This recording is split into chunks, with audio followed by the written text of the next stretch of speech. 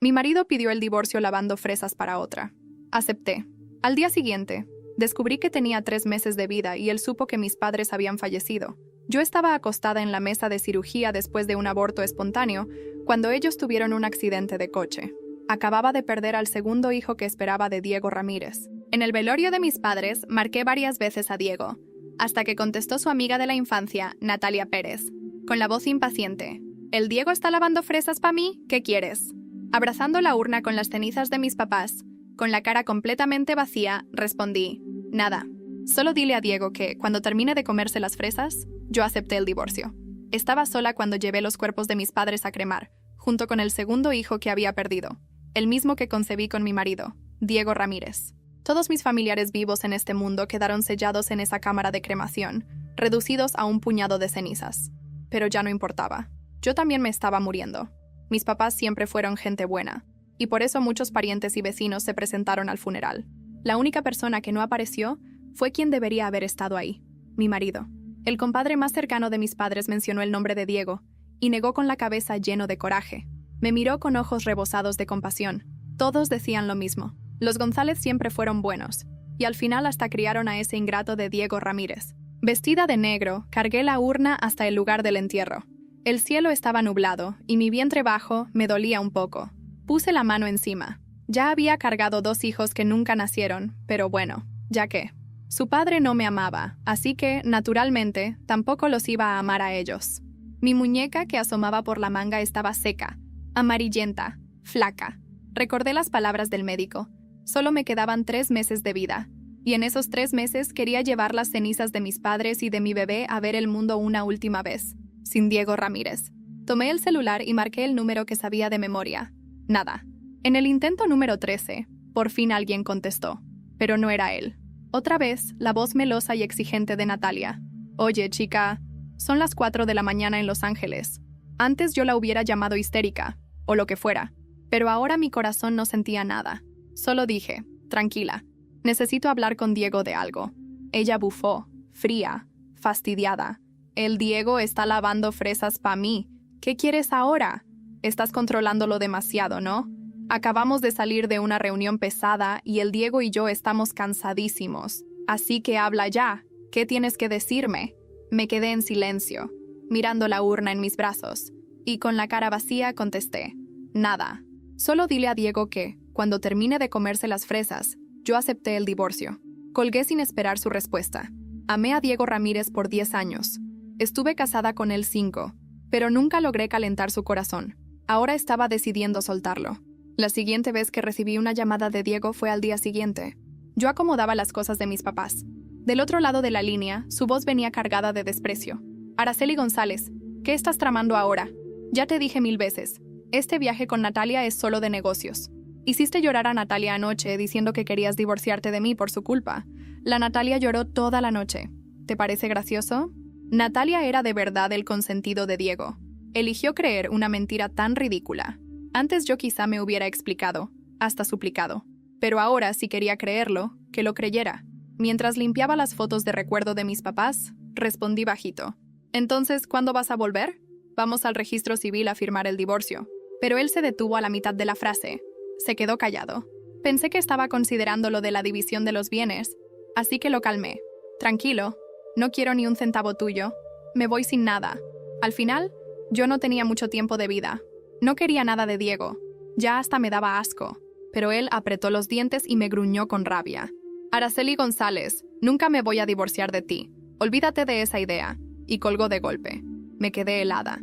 Antes de irse del país, ya me había escupido palabras durísimas. Araceli González, fue tu familia la que alejó a Natalia en aquel entonces. Tú arruinaste su oportunidad de ser feliz. Si sigues causando problemas así, nos vamos a divorciar. El motivo de que me hablara tan feo fue que Natalia había roto la urna con las cenizas de mi primer hijo. Yo, ciega de dolor, le di una cachetada. Cuando Diego escuchó el alboroto y entró, lo que vio, las cenizas regadas por el suelo, solo le provocó asco. Natalia explicó llorando. Diego, yo no quise hacerlo. Perdóname, me asusté. Y él, sin pensarlo 2 veces, me dio una cachetada en su nombre. Con un tono lleno de repulsión, me escupió. Ya está muerto. ¿Para qué guardar las cenizas en la casa? Eso trae mala suerte. Ahí fue cuando mi corazón se murió por completo. De verdad no me amaba, al grado de despreciar hasta al hijo que yo había cargado en el vientre. Al tercer día de que se fue del país, yo misma interrumpí mi segundo embarazo. Era un día caluroso, soleado. Mis papás acababan de regresar de la boda de mi primo. Ellos no sabían que yo estaba embarazada, pero estaban felices porque acababan de recibir una inversión. Con ese dinero, la fábrica que había quebrado iba a poder reabrir. Justo cuando estaba a punto de llamarlos para contarles mi pérdida, recibí un audio de un número desconocido. Era la voz de Diego Ramírez. Decía: el hermano de Natalia tiene leucemia. Por suerte, Araceli todavía sirve para algo. Cuando llegue el momento, voy a tener otro hijo con ella. La sangre del cordón umbilical puede salvarle la vida. Me quedé en shock. Y como si me aplastara con el peso de su mirada, me preguntó con frialdad, mirándome desde arriba: ¿dónde estabas? Parpadeé, intentando ignorar el gemelo brillante en su muñeca, y no respondí nada.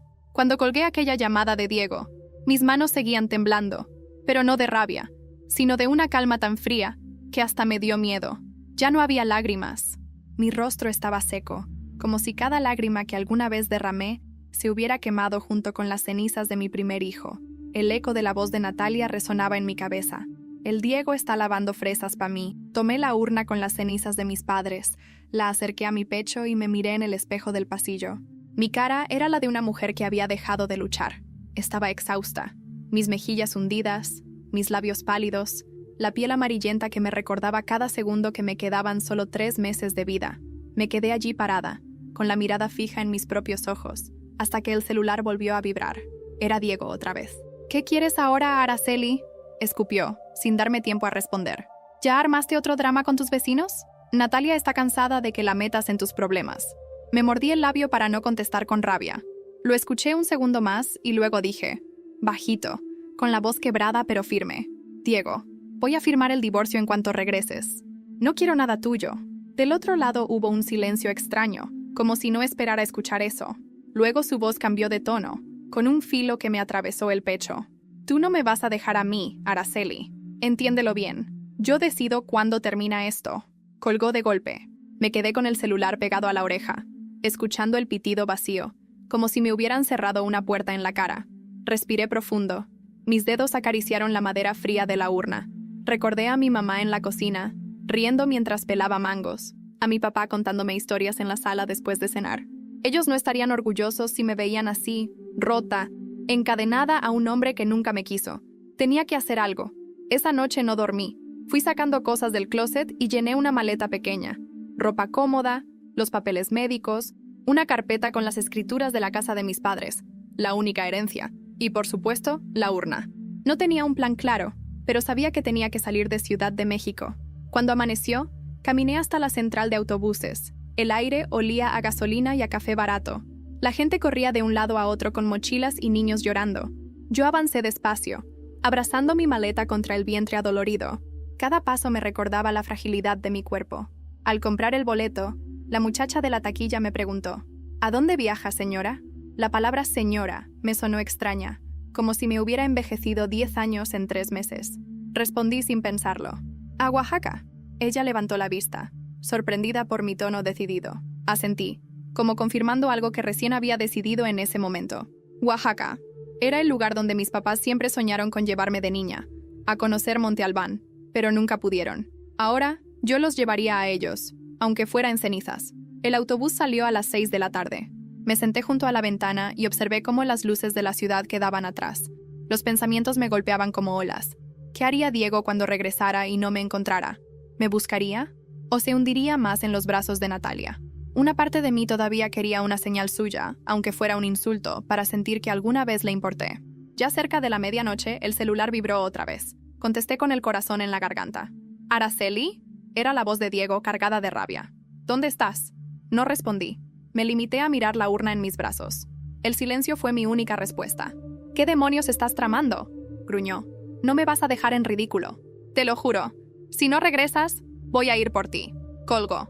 Apreté la urna contra mi pecho.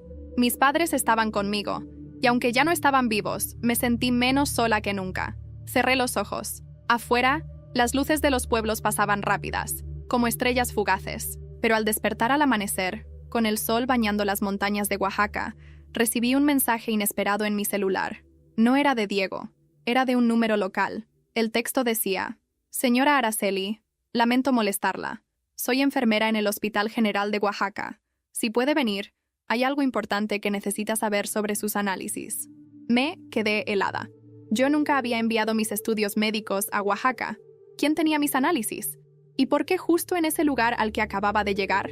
El mensaje de la enfermera seguía en la pantalla de mi celular mientras el autobús entraba lentamente a la terminal de Oaxaca. Sentí un escalofrío recorrerme la espalda. ¿Cómo podía alguien tener mis análisis médicos allá si yo apenas acababa de llegar? Miré de reojo a la señora que viajaba dormida a mi lado, con el rebozo cubriéndole la cabeza, como si pudiera darme una respuesta. No había lógica, pero algo dentro de mí me impulsaba a ir. Arrastré mi maleta hasta la salida, con la urna apretada contra el pecho. Afuera olía a tamales recién hechos y a humo de leña. La ciudad era un remolino de colores y voces. Me detuve un momento, confundida. Entre taxis y vendedores, una idea comenzó a martillarme. Tal vez mis papás me estaban guiando. Tomé un taxi rumbo al Hospital General. El chofer, un hombre canoso de voz rasposa, me miró por el retrovisor. ¿De dónde viene? De la Ciudad de México. ¿Y trae cenizas? Preguntó bajito, al notar la urna envuelta en mi rebozo. Asentí sin dar detalles. Él no dijo más. Solo encendió la radio con una canción ranchera que hablaba de ausencias. Cuando llegué al hospital, una joven de uniforme azul me esperaba en la entrada. Llevaba el cabello recogido y una carpeta en las manos. Se presentó con una sonrisa cansada. Soy la enfermera López. Gracias por venir tan pronto, señora Araceli. Yo estaba desconcertada. ¿Cómo supo de mí? Ella bajó la voz, como si temiera que alguien la oyera. Un colega de la Ciudad de México nos compartió unos resultados por error. Al verlos, me di cuenta de que estaban ligados a su nombre. No debería decirle esto, pero usted no tiene 3 meses de vida, señora. Me quedé helada. ¿Cómo dice? Mi voz salió en un susurro. La enfermera abrió la carpeta y señaló con un bolígrafo. Los análisis que le dieron están mezclados con los de otra paciente. Usted sí tiene una enfermedad, pero no es terminal. Necesita tratamiento, sí, pero no está en etapa final. Sentí que el piso se movía bajo mis pies. ¿Y si todo el tiempo había vivido creyendo que estaba a punto de morir? ¿Y no era cierto? Las lágrimas que pensé que ya no tenía comenzaron a rodar por mis mejillas. ¿Estás segura?, pregunté, aferrándome a la urna como si pudiera caerme. Completamente. Me miró fijo. Puede vivir muchos años más si empieza ahora mismo el tratamiento. Salí del hospital tambaleándome. La ciudad seguía su ritmo. Los vendedores pregonaban chapulines. Los niños corrían con globos. La vida era la misma, pero para mí todo había cambiado. De pronto, los 3 meses que me habían condenado se abrían en un horizonte incierto. Caminé hasta una banca en la plaza principal. El aire fresco me llenó los pulmones. Cerré los ojos y escuché el bullicio. Los tambores de una comparsa que pasaba a lo lejos. No voy a morirme, repetí en mi mente. No todavía. Y entonces, la voz de Diego irrumpió en mi celular. Lo había dejado en silencio, pero la pantalla mostraba su nombre insistente. Contesté con las manos temblorosas. ¿Dónde estás, Araceli?, bramó, con un tono de furia y nerviosismo. ¿No te importa? Claro que me importa. Estás haciendo que todos hablen de mí. La gente pregunta por qué no fui al funeral de tus padres. ¿Sabes cómo me dejas parado? Lo escuché con calma, con una serenidad nueva que ni yo conocía. No me interesa cómo quedes parado, Diego. Yo estoy viva. ¿Escuchaste? Estoy viva. Él se quedó en silencio. Parecía no entender. Entonces colgó de golpe. Me quedé mirando la pantalla apagada, todavía con la respiración agitada. Y justo en ese instante, un grupo de turistas se acercó a la plaza, guiados por un hombre de sombrero. Reconocí esa voz entre el bullicio y sentí un frío recorrerme la nuca. Era Diego. Él estaba en Oaxaca. Me quedé helada en aquella banca de la plaza, como si el mundo entero se hubiera detenido. La voz de Diego retumbaba entre la multitud de turistas. Al principio pensé que era una alucinación, fruto del cansancio y de la confusión tras salir del hospital. Pero no, ahí estaba. Reconocí su silueta entre la gente. La camisa blanca arremangada, los pasos confiados, esa manera de mover los brazos como si todos tuvieran que verlo. Se paseaba con un grupo de extranjeros, sonriendo como si fuera guía turístico. Y a su lado, tomada de su brazo, estaba Natalia Pérez. Llevaba un sombrero grande de ala ancha y unas gafas oscuras que no lograban ocultar su sonrisa satisfecha. Sentí un vacío en el estómago. Quise esconderme, pero mis pies se negaron a moverse. Me quedé clavada en la banca, con la urna sobre las rodillas, como si esa madera fría fuera lo único que me mantenía firme. Diego me vio. El tiempo se contrajo en un segundo interminable. Su sonrisa desapareció y su expresión cambió a una mueca dura. Natalia siguió hablando con los turistas hasta que notó la mirada fija de Diego. Entonces me buscó con la vista y me encontró. Su sonrisa se torció en una mueca de triunfo. «Araceli», murmuré para mí misma, apretando la urna contra mi pecho. «No te rompas». Diego se acercó de inmediato, dejando atrás al grupo. Su voz fue baja, pero venenosa. «¿Qué diablos haces aquí? ¿Me estás siguiendo?» Lo miré a los ojos, ya sin miedo. «Vine por mis padres. Ellos siempre quisieron conocer este lugar». Su mandíbula se tensó. «No me hagas pasar vergüenzas, Araceli. No frente a Natalia». Natalia se acercó despacio, como una sombra. Se inclinó hacia mí, con esa voz melosa que tanto me desgarraba. «¿Otra vez con tus cenizas? Deberías aprender a soltar». El Diego ya lo hizo. Me mordí la lengua para no responder con furia. Los miré a los dos, y con la calma que recién estaba aprendiendo, solté. «Yo ya solté, Natalia. A ti te toca cargar lo que yo cargué». Ella parpadeó, sorprendida, y Diego me tomó del brazo con fuerza. «No empieces con tus dramas, Araceli. Ya bastante ridículo me hiciste pasar en la ciudad». Intenté zafarme, pero su apretón fue más fuerte. Entonces, alguien intervino. Un hombre de edad, con sombrero de palma y camisa sudada, se acercó desde la sombra de un puesto de nieves. Su mirada era dura, protectora. «Señor, suéltela. No tiene por qué tratarla así». Diego lo fulminó con los ojos. «No se meta en lo que no le importa». El hombre se plantó firme. «Ella está aquí sola, con sus muertos. Eso merece respeto». Me liberé de un tirón y di un paso atrás. Sentí las piernas flojas, pero me mantuve erguida. «No necesito que me defiendan». Mi voz temblaba, pero era firme. «Diego, escucha bien. Yo no te sigo. Yo me estoy despidiendo». Él iba a responder, pero Natalia le tomó la mano.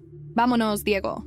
«No vale la pena». Se alejaron, dejando tras de sí un murmullo de gente curiosa. El hombre del sombrero me ofreció una botella de agua. «No lo deje quitarle lo que le queda de fuerza, señora. Usted tiene mirada de mujer que aún puede con mucho». Le agradecí en silencio, con la garganta apretada.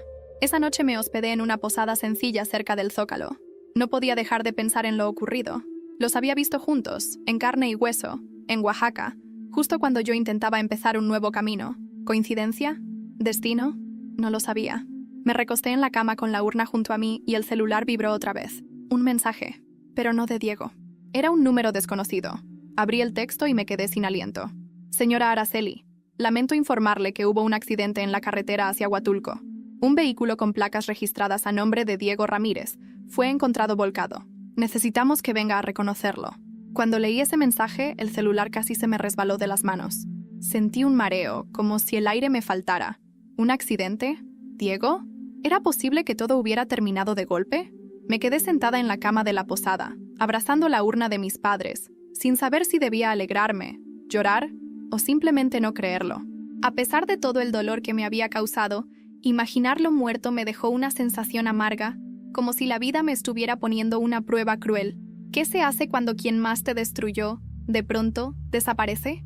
Respiré hondo, y después de unos minutos me obligué a actuar. Llamé al número del que había llegado el mensaje. Contestó un oficial con voz cansada. «¿Es usted la señora Araceli González?», preguntó. «Sí, soy yo. Necesitamos que venga al Hospital General de Oaxaca». El hombre encontrado en la carretera llevaba documentación a nombre de Diego Ramírez. «Está en estado grave. No estaba muerto». Cerré los ojos, presionando la frente con mis dedos. Una parte de mí quería colgar y olvidarse, dejar que la vida siguiera su curso. Pero otra, la que aún no terminaba de soltarlo del todo, me empujó a levantarme y salir rumbo al hospital. El trayecto en taxi fue eterno. Cada semáforo, cada bache, me daba tiempo para repasar todo lo que había vivido con él. 10 años de amor unilateral, 5 de matrimonio cargado de desprecio, la urna de mi hijo rota en el suelo, y aún así, allí iba, a verlo. En urgencias me hicieron esperar. El olor a desinfectante y sangre me mareaba. Cuando por fin me dejaron pasar, lo vi. Diego estaba en una camilla, inconsciente, con el rostro cubierto de raspones y un brazo inmovilizado. Una enfermera acomodaba los tubos de suero. Me quedé de pie, observándolo. Parecía más frágil de lo que alguna vez creí posible. Por un instante, recordé al joven que me sonreía en las fiestas de la colonia, antes de que la vida nos volviera enemigos. De pronto, sentí una mano en mi hombro. Era Natalia. Llevaba el maquillaje corrido, el cabello enredado, y un olor fuerte a alcohol la rodeaba. ¿Contenta?, me dijo con voz rota, casi un sollozo. ¿Eso era lo que querías, Araceli?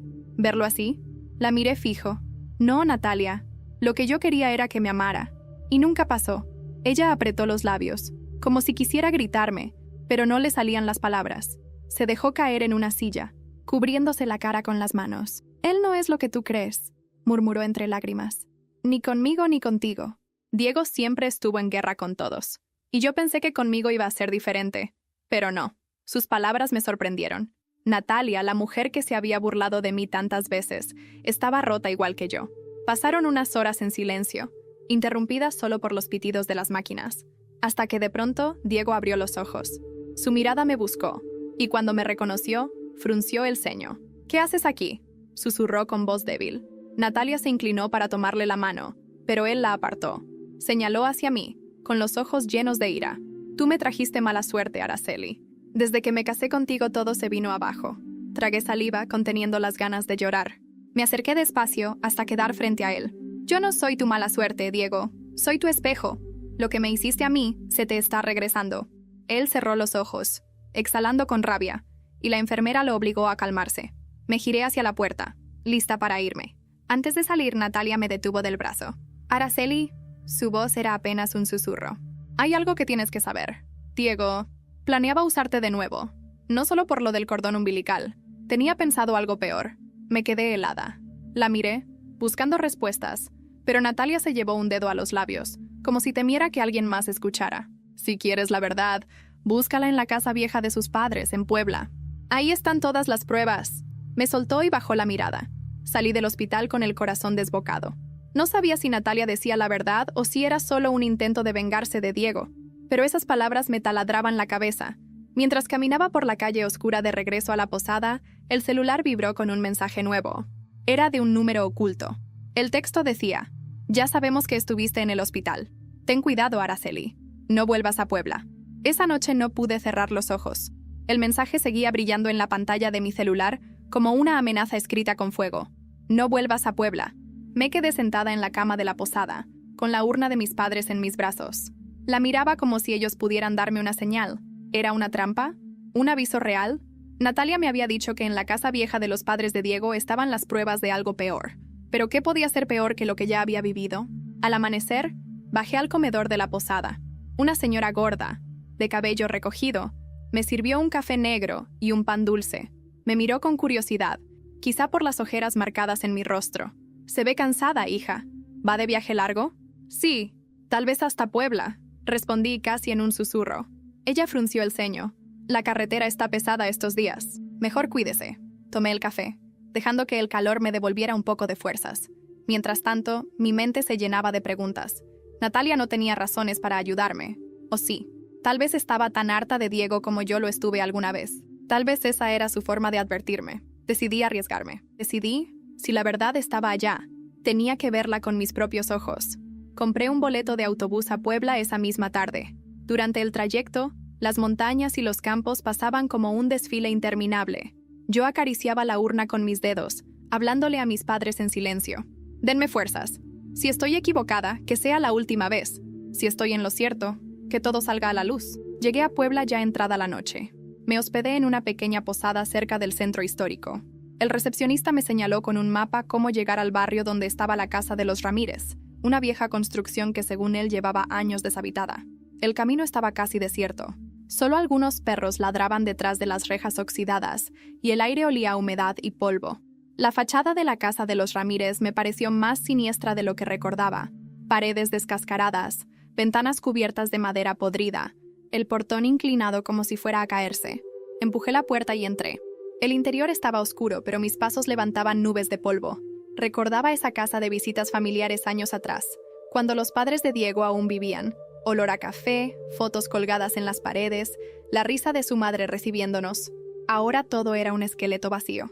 Avancé con cuidado hasta la sala principal. En un rincón había cajas apiladas. Una de ellas tenía papeles viejos, recibos, cartas, fotografías. Encendí la linterna del celular y comencé a revisar. Lo que encontré me heló la sangre. Eran cuadernos con la letra de Diego. Notas desordenadas, pero claras. Esquemas de cuentas bancarias, nombres de mujeres, fechas de embarazos interrumpidos. Entre ellos, el mío. Había escrito detalles íntimos de mi vida como si yo fuera parte de un experimento. Araceli González. Embarazo interrumpido. Posible nuevo intento. Compatibilidad sanguínea con tratamiento. Sentí un nudo en el estómago. No solo me había visto como esposa, me había reducido a un recurso. Un cuerpo útil para un propósito que yo jamás conocí. De pronto, un ruido me sacó del trance. La puerta trasera se abrió con un chirrido. Mi corazón se detuvo. Apagué la linterna del celular y me quedé inmóvil, escuchando. Pasos. Eran 2, tal vez 3 personas que entraban a la casa. Una voz masculina susurró. «Te dije que iba a venir. Está aquí». Mi piel se erizó. Sabían que yo había venido. Me agaché detrás de las cajas, apretando la urna contra mi pecho. Los pasos se acercaban, lentos, calculados. Podía escuchar la respiración de alguien muy cerca. Entonces, un rayo iluminó por la ventana rota. Y lo vi. Un hombre alto, delgado, con la cara parcialmente cubierta por un pañuelo negro. Llevaba algo brillante en la mano. «Señora Araceli», dijo con una calma escalofriante. «Debería haberse quedado en Oaxaca». El corazón me golpeaba el pecho con tanta fuerza que sentía que el eco iba a delatarme. Apreté la urna contra mi pecho como si fuera un escudo. El hombre del pañuelo negro se detuvo a unos pasos de mí. La linterna de su acompañante iluminaba el suelo, acercándose a las cajas donde yo estaba escondida. «Aquí huele a polvo viejo y a miedo», murmuró otra voz masculina, más ronca, casi burlona. Me obligué a contener la respiración. La linterna barrió las cajas y por un segundo la luz pasó por mi cara. Cerré los ojos, segura de que me habían visto.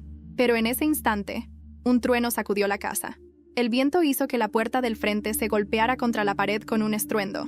Los 2 hombres se giraron hacia el ruido. Aproveché ese segundo para arrastrarme despacio hacia el otro lado de la sala. Mi corazón quería saltar por la boca. Mis piernas temblaban tanto que apenas podía moverme, pero la adrenalina me empujaba. «¡Ciérrala bien!», gritó el del pañuelo. «No hay nadie, te estás paranoico», respondió el otro. Me escurrí por un pasillo lateral hasta llegar a la cocina. El olor a humedad era insoportable. Busqué a tientas una salida y encontré una ventana pequeña, oxidada, cubierta con una tabla vieja. Puse la urna a un lado, temiendo que se rompiera, y empujé la tabla con todas mis fuerzas. La madera cedió con un crujido fuerte. Los hombres lo escucharon. «¡Allá!», gritaron. Me lancé por la ventana, raspándome los brazos y las rodillas. Caí en un patio trasero cubierto de maleza. Sentí el ardor de la piel desgarrada, pero lo ignoré. Solo alcancé a tomar la urna y correr. El patio daba a una calle estrecha. Corrí sin mirar atrás, con la respiración entrecortada, hasta que llegué a la avenida principal.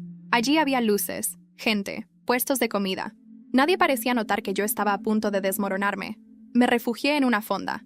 La señora que atendía me vio tan pálida que me ofreció asiento sin preguntar. «¿Quiere agua, hija?», asentí con la garganta seca. Mientras bebía, mis manos seguían temblando. Intentaba procesar lo que había visto en esa casa. Las notas de Diego, los planes escritos como si mi vida fuera una estrategia clínica. Y ahora esos hombres, ¿qué pintaban ahí? Saqué el celular y marqué a Natalia. No sabía por qué. Tal vez porque era la única que podía confirmar si todo esto era real o un delirio mío, contestó con voz agitada. «¿Dónde estás?», me preguntó sin rodeos. «En Puebla. Entré a la casa de tus suegros. Y había gente esperándome». Hubo un silencio largo. Luego suspiró. «Te dije que no fueras. ¿Ahora entiendes? Diego nunca te quiso como esposa. Para él siempre fuiste un plan. Yo también». Se le quebró la voz. «Yo también soy parte de su juego». Me quedé helada. «¿Qué dices? No puedo hablar mucho», susurró. «Solo, ten cuidado. Si sobrevives, no vuelvas a acercarte a él». Colgó antes de que pudiera preguntar más. Me quedé con el celular en la mano, el agua temblando en el vaso. Afuera, la lluvia empezó a caer, golpeando los techos de lámina de la fonda. La señora me miraba de reojo, como si supiera que estaba en problemas. Decidí regresar a la posada y encerrarme. Caminé bajo la lluvia, con la urna cubierta por mi rebozo, hasta llegar al cuarto. Cerré con llave, puse una silla contra la puerta y me senté en la cama. Esa noche no dormí. Cada sombra me parecía un enemigo, cada ruido, una amenaza. Y cuando por fin el cansancio me vencía, el celular vibró de nuevo. Era un mensaje con una foto adjunta. La abrí. Era la imagen de la urna que yo tenía en mis brazos, pero tomada desde afuera de la ventana de mi cuarto, minutos antes. El celular casi se me cayó de las manos. La foto era clara. Alguien me observaba desde afuera, en tiempo real, y sabía exactamente dónde estaba.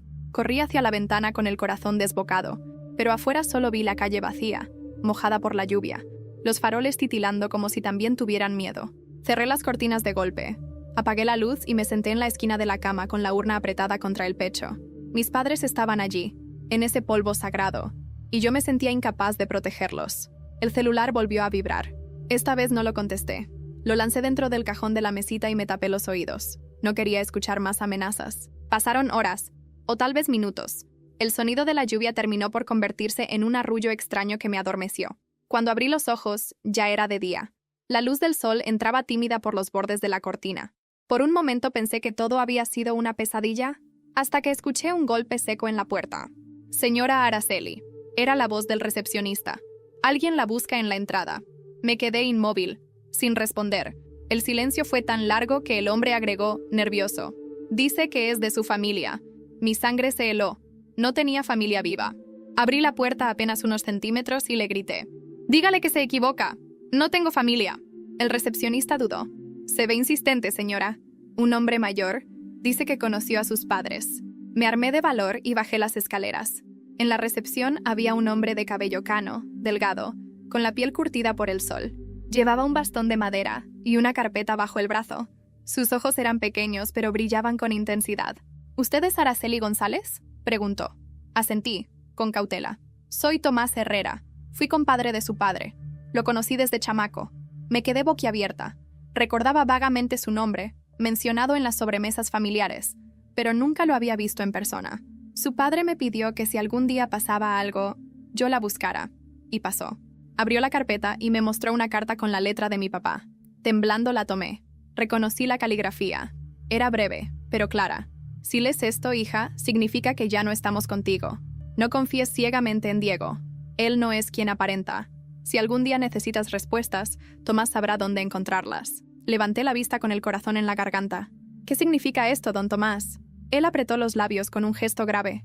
Significa que tu papá sabía más de lo que decía, y que la casa de Puebla no era el único lugar con secretos. Lo invité a subir a mi cuarto para hablar con calma. Allí, entre susurros, me contó que Diego había estado envuelto en cosas turbias desde joven, que manipulaba a quienes lo rodeaban, que sus propios padres ya lo temían. Pero lo más grave, añadió Tomás, bajando la voz aún más, es que nunca estuviste sola. Alguien de confianza de Diego siempre supo cada movimiento tuyo. Sentí un escalofrío recorrerme la espalda. ¿Quién?, pregunté. Tomás me miró directo a los ojos. Alguien que tú considerabas cercano. En ese momento, un golpe retumbó en la ventana. Me levanté sobresaltada y corrí a abrir la cortina. No había nadie. Solo un sobre blanco pegado al vidrio con cinta. Lo tomé con manos temblorosas y lo abrí. Dentro había una sola hoja escrita a mano.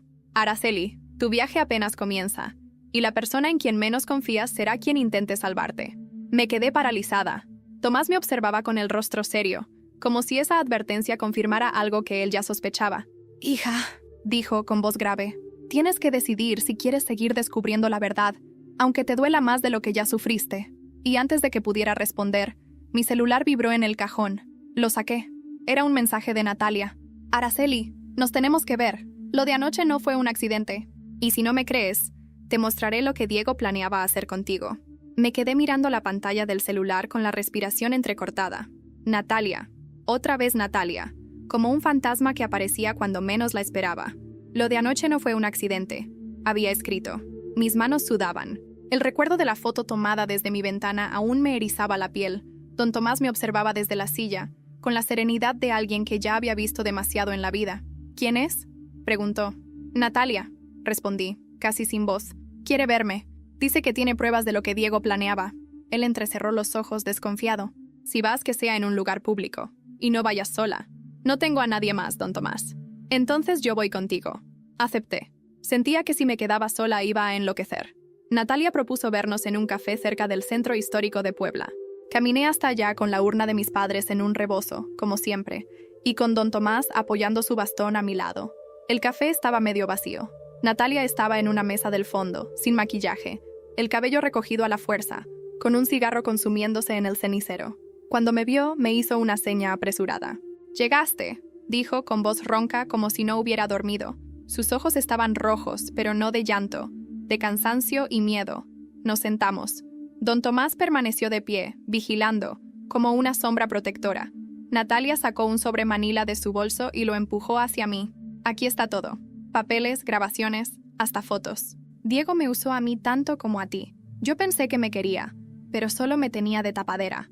Abrí el sobre con manos temblorosas. Dentro había fotocopias de expedientes médicos, listas con nombres de mujeres y notas con fechas. Reconocí algunos, yo, y otras que nunca había escuchado. Había incluso una grabación en una memoria USB. ¿Qué es esto?, pregunté. Natalia exhaló humo del cigarro. Es la verdad, Diego llevaba años planeando tener hijos. No por amor, no por familia, por conveniencia, compatibilidad genética, negocios, favores. Tú eras solo una pieza más. Yo también. Mi garganta se cerró. ¿Y por qué ayudarme ahora?, le solté, con rabia contenida. Ella bajó la mirada. Porque yo también lo perdí todo. Y anoche vi cosas que me hicieron entender que si no nos unimos, él nos va a destruir a las dos. Me quedé en silencio, masticando sus palabras. Parte de mí quería creerle, otra quería gritarle en la cara. Don Tomás se inclinó un poco, con voz firme. Si lo que dices es cierto, Natalia, entonces este hombre tiene que ser desenmascarado. Natalia apagó el cigarro con fuerza. Exacto. Y no falta mucho.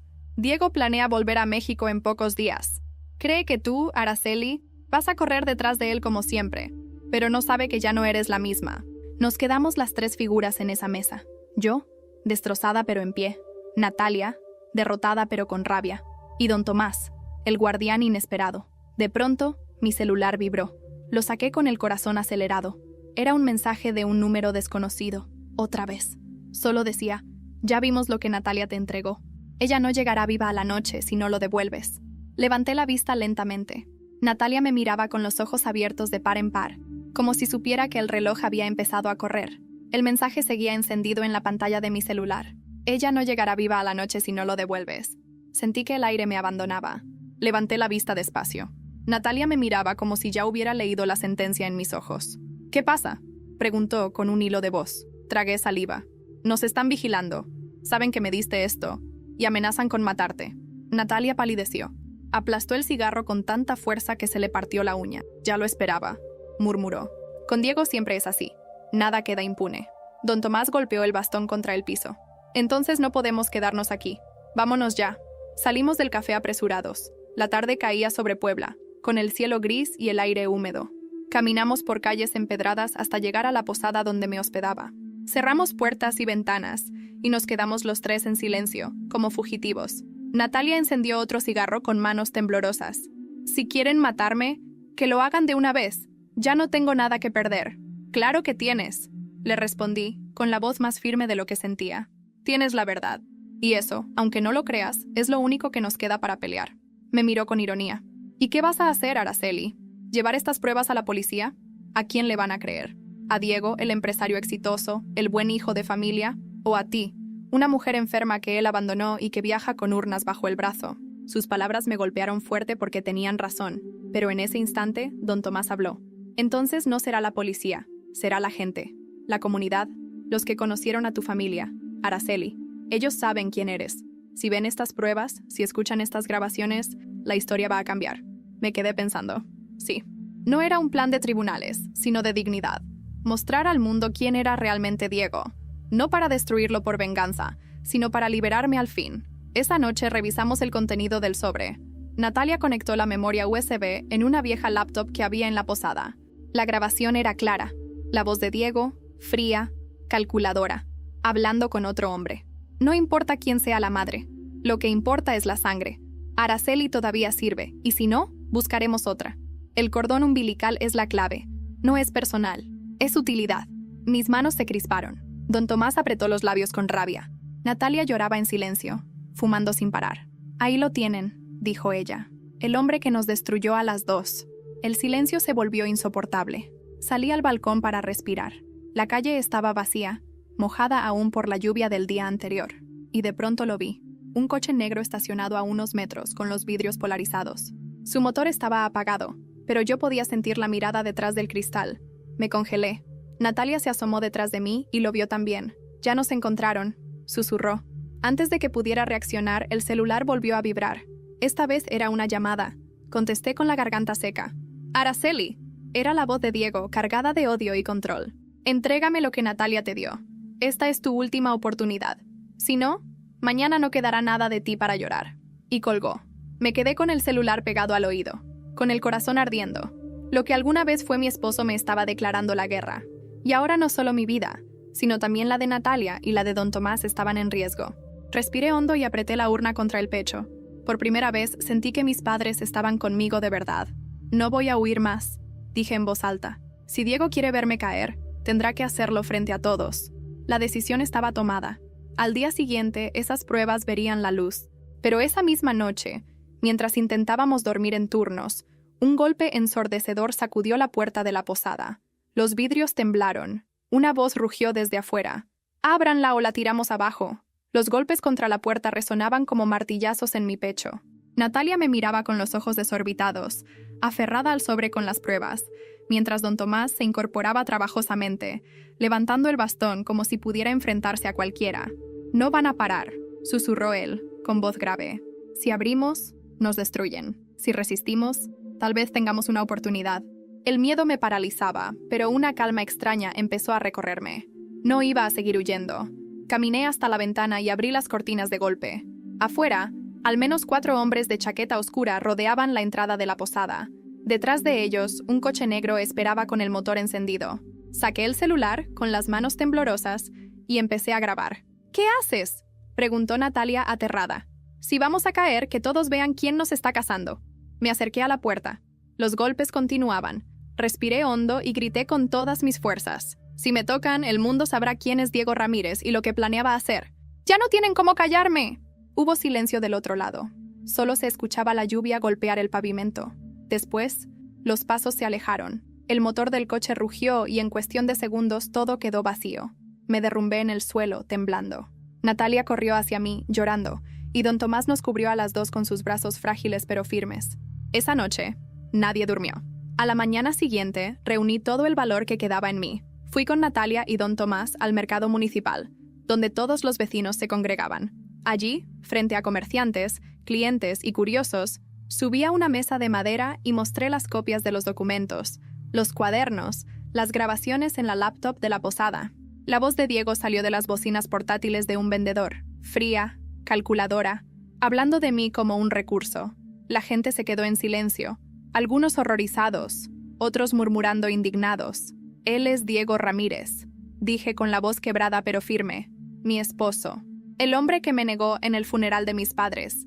El que despreciaba a mis hijos muertos. Para él, yo nunca fui mujer ni esposa. Solo utilidad».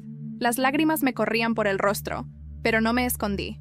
La multitud estalló en murmullos. Algunos grababan con sus celulares. Otros me miraban con compasión. Lo importante era que ya no había vuelta atrás. La verdad estaba afuera. Esa misma tarde los videos circularon en redes sociales. Diego, aún convaleciente en el hospital de Oaxaca, recibió la noticia. No lo vi, pero supe que golpeó la cama con furia, gritando que lo había traicionado. Los meses siguientes marcaron el final de cada uno de nosotros. Diego Ramírez perdió lo que más cuidaba, su reputación. Empresas rompieron contratos, familiares lo repudiaron. Aún intentó buscarme, pero ya no tenía poder ni seguidores que lo protegieran. Terminó solo, enredado en juicios y con la sombra de su propio nombre convertido en vergüenza. Natalia Pérez, después de años de creerse la elegida, comprendió que había sido usada igual que yo. Al principio la sociedad la señaló, la insultó por haber sido su cómplice, pero con el tiempo encontró fuerza en esa humillación y se fue de Puebla, buscando empezar de cero en otro estado. Me escribió una carta meses después. «Nunca seré tu amiga, Araceli, pero al menos sobrevivimos». Don Tomás Herrera. Se convirtió en mi ángel guardián. Su lealtad hacia mis padres lo mantuvo a mi lado hasta el final. Me acompañó en cada viaje, en cada despedida con las cenizas. Fue la voz de la memoria, recordándome que yo no era solo dolor, sino también la hija de gente buena. Yo, Araceli González. Los médicos confirmaron lo que la enfermera había dicho en Oaxaca. Mi enfermedad no era terminal, aunque sí crónica. Aprendí a vivir con mis limitaciones, con el dolor físico y la memoria de mis pérdidas. Viajé con las cenizas de mis padres y de mis hijos por cada rincón donde ellos habían soñado estar. Un día, en la costa de Veracruz, me paré frente al mar.